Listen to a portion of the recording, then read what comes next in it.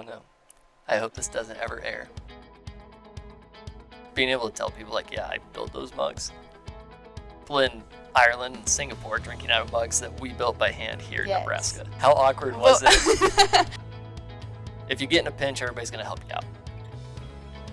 But big changes coming to Handlebend. Like, where do you want me to start? Let's start. Okay, so you grew up in Greeley. Correct. Or Spalding? Greeley. Okay. And then went to college at UNL for... Construction management. Okay, and then how did you end up in O'Neill? Well, I met a woman in college, and Mariah and I got married, and she graduated a semester before me. So we got married while I was still going to school, and she was out of school, so it was like time to find somewhere to go, but I had no idea what I was going to do for work. So basically Mariah picked. And she was like, O'Neill. Yeah. Okay. She's like, we're living here. Okay. Did her like job get you here, or a little bit? Mostly though, it's in between the two family farms. Okay. So it's an hour to my parents and it's an hour and a half to her parents. So it worked out pretty good. Yeah. And then you just so happen to also have family here. Correct. So it worked out really well. Yes. Okay, so most of us know that you are a cousin of Michael Stepp, but what was it like growing up with Michael? That's actually funny because like Keith, Michael's younger brother, was always my favorite. Like I loved hanging out with Keith. Like Michael was older and just off doing his own thing, and Keith would always like take time to play with us kids. That's funny. And so that was cool. And then like as we got older, and I think as Michael got older, like he started realizing how important that was, and he started playing with us more too. Michael took me out to shoot my first rabbit when I was like 16. That's like he drove all the way down to Greeley and went hunting with me to shoot a rabbit. How much older is he than you? I don't know. How old is Michael?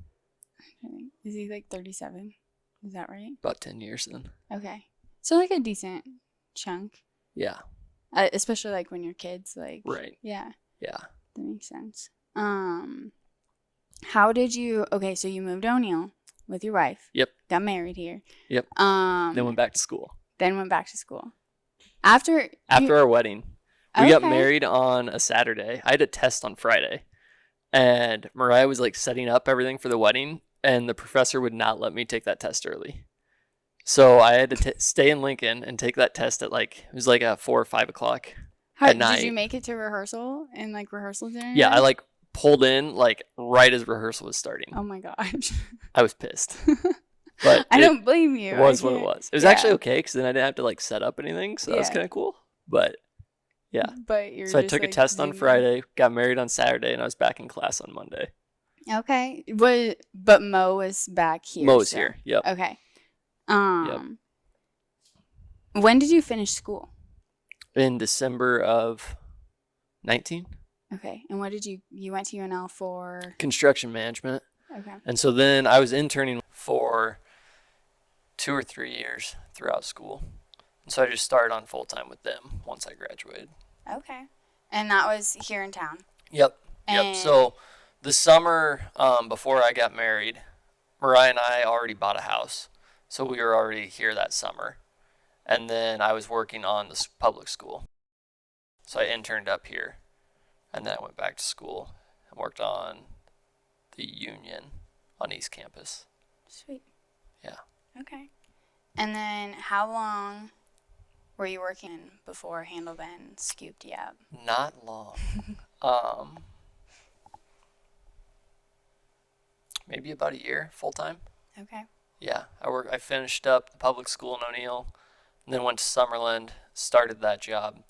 It was about 3/4 of the way finished when I quit. How did that like process go on your end from like, okay, I want to work at Handlebend now? So I really did not enjoy my job. Did not enjoy some of the people I worked with. And so I would like scour the internet for jobs, like what's open in O'Neill. Like unless you want to work at Dairy Queen, there wasn't a lot of jobs out there. Yeah. And I remember talking to Michael at a family gathering one time. I was like, "Ah, oh, dude, I hate my job. Like, maybe I should just come work for you." Kind of like joking. And he's like, "Ah, well, shit, we just hired this guy in the copper shop." Like, it was right when they hired Brendan. And he's like, "That would have been perfect, but we really can't. Like, we don't need any more help." And so I just forgot about it and kept looking for jobs. Wasn't finding anything. And finally, I got like so fed up with my job. I was like, "Fuck it. I'm quitting. I'll find a job. Like, I can go farm, help dad, whatever. I'll do whatever I have to." So I quit my job. I put in my 2 weeks. So I had 2 weeks left. And it was like a week later, Mo told Michael and Matt that she was quitting. So Michael called me. He's like, "Hey, man, I think I have a job for you." So it was just like aligned perfectly. It was basically. perfectly. Yeah. Like, I quit. I had no plan. I had no job. And a week before my 2 weeks were up, Michael's like, "Hey, you have a job." Heck yeah. Sweet. Okay. I always just assumed it was like Michael sitting down with a beer with you being like, "You gonna work at Handlebend yet? You gonna work at Handlebend No, yet?" it was like the total opposite. I was like bugging him, like, "Hey, when can I come? Like, I can help you out." Like, come on. Sweet. But, That worked perfect. yeah. Did you have like, before you started here, had you came in and like made a mug or had Mike showed you anything, like had you had much experience at all? No. How did that process go, I guess, like learning? I mean, pretty easy. Yeah. Just I like don't know. quick hop Yeah. in. I feel like you're I'm pretty handy. Yeah. Yeah. Like, So it worked out well. yeah. Okay, so basically what brought you here is you hated your job and Correct. now you're here.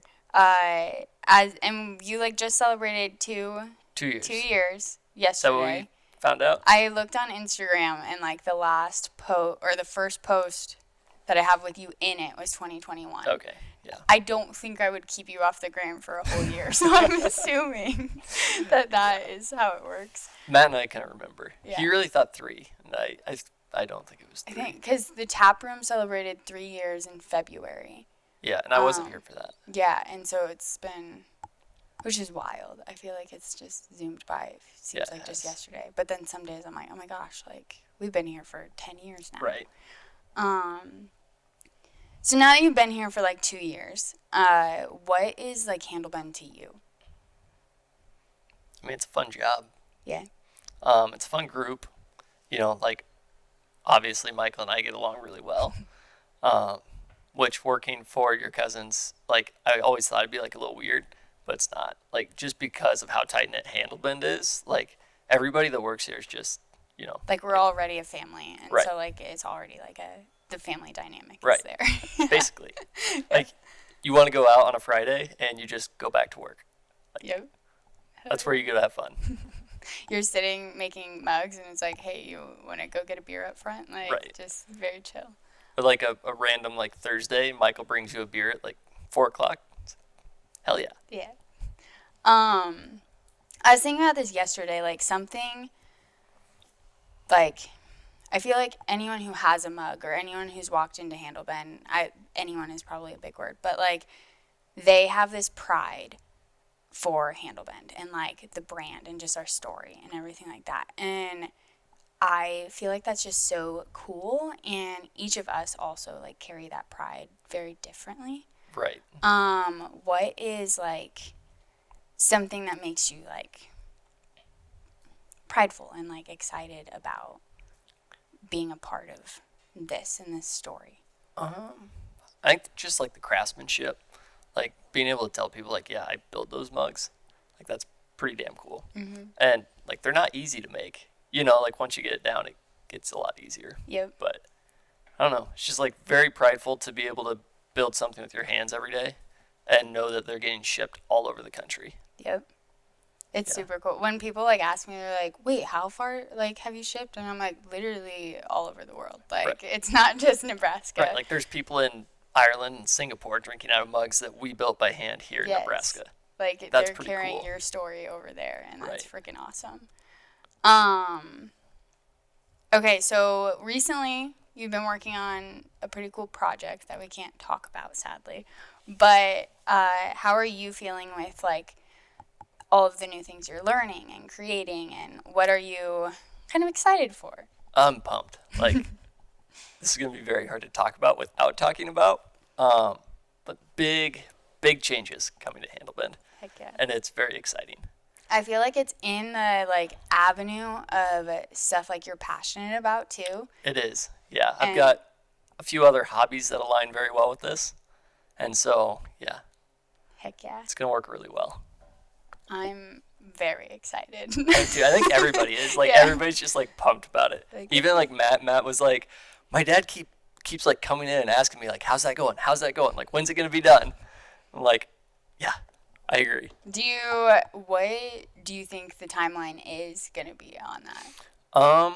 As fast as we can do it. There we go. So Matt and Mike and me sat down yesterday and just talked about everything we need to do to streamline it and how fast we can get it up and going. So hopefully for sure by the end of the year, I think we'll have it running. Ready. Yeah. That's awesome. Yeah. Frick. Yeah. Okay, so you grew up small town kid. Yes. Just like pretty much all of us on the team. Right. O'Neill's kind of a big town compared to Greeley. Yeah. So you're a smaller town kid. Yeah. I feel like Handlebend has just like, when you think about our brand, like we're small town. Yeah. And that's also part of like that pride that we have with like being part of small town and like building up small town.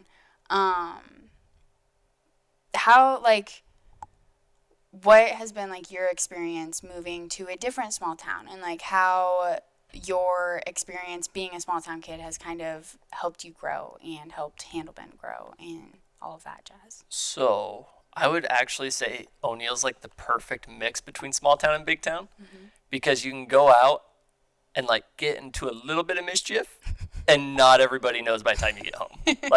like Greeley, you go out and everybody knows exactly what you're doing all the time. Like you couldn't do anything. Yeah. So like you can get into a little bit of mischief, and learn a few lessons, and that's always fun. Like that's what small towns are about. Yeah. Like growing up, learning the hard way, and everybody does it and everybody's okay with it. And if you get in a pinch, everybody's going to help you out. And I feel like that relates to like Handlebend and our team too. It does. Like when you get in a pinch, like we're here to help you out. And, Right. Yeah. But at the same time, everyone knows your business, and like, Right. It's like, ooh. yeah. Sweet. Yeah. Cool. I'm trying to. Is there anything else you want to talk about? I don't know. I'm trying to think. I don't know. I just feel like we have done such a good job at telling other people's stories. Like we've told like the tough story with the cinch and stuff, and it's like, okay, well, what about ours? And so that's That kind of kind my of is goal. our story. Like, Yeah. just telling other people's stories. Yes. Yeah. And so like it's been really great, and I'm like, but now I'm like, we have the power, like the team dynamic and stuff. We can start telling like our internal stories too. Right. And so that's Which we've kind of done, like, on a smaller scale with Matt and Mike. yes. Like the chopped Yep. story and the pickup story. Yep. So now it's time to tell our stories. More stories. Yep. Always story. Hell yeah. Sweet. Okay. Awesome. Thank you. Oh, I do have to add. Okay. I don't know what your hiring interview was like with Matt and Mike. Oh gosh. How awkward was it? I'm trying to. So okay, at the time, like I had moved into the building, just as like one of the photographers in the studio. And so I didn't really know them super well. I didn't even like know. I knew nothing about them.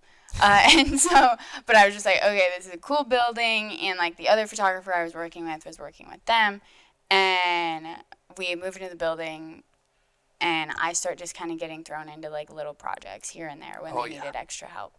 I'm like, yeah, this is cool, and I'm like, I love this, and then it just started happening. Like we're just having like random meetings, and they're just giving me more and more projects to work on, and I was like, so you basically what's like worked for happening them right now? without actually working for yeah. And then at the time, like I had my wedding photography business, so I'm doing my own thing, but just did some freelance on the side. So it just slowly built up to like, okay, well now we need you to do so much every month, and I'm like, okay, I don't think I've ever told them no. Like if they're like, "Hey, you gonna do something?" I'm You're like, yeah. hell yeah. Like so, there wasn't really an interview. It just It just slowly, snowballed. Yep, and then At one point, they're like, we should probably pay you for all this stuff. yeah, yeah, and then it like hit a point where I'm like, I don't want to do wedding photography anymore. So then I called a meeting and I was like, so can I come full time? And it was like at the time, the first time I like asked, it wasn't really doable. We weren't ready Right. for that yet. Like it just wasn't happening, and I'm like, that's okay. I'm not in a rush. And then about like 6 months later, I was like, I think I'm in a rush now. Like Yeah. I'm It's time for tired of my something job. else. It's Yep. very similar to you, and it worked out perfectly because it was the same time they were like, we need you here too. So Isn't that crazy though? How it went from like both me and you were like, we want to work for you. And they're like, no, we can't. And Yep. now it's like, we have hired how many people in the last year? yeah, Like now we're just exploding. booming. Like I was talking to Tosh, like we have so many bartenders and baristas, like the amount of people.